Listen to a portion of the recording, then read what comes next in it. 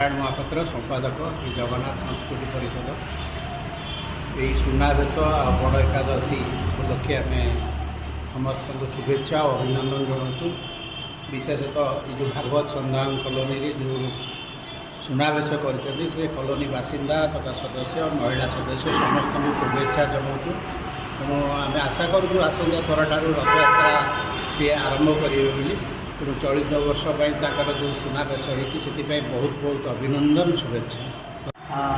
मु नरेंद्र कुमार साहू ये भागवत संधान कॉलोनी बासिंदा मु रिटायर्ड जीएम फाइनान्स की पीसीओडीएल आम भागवत संधान कॉलोनी रे एथर प्रथम थर सुनार माने सुनावेशर आयोजन करूँ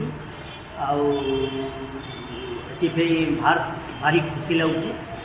मु जगन्नाथ संस्कृति परिषद भी लाइफ मेंबर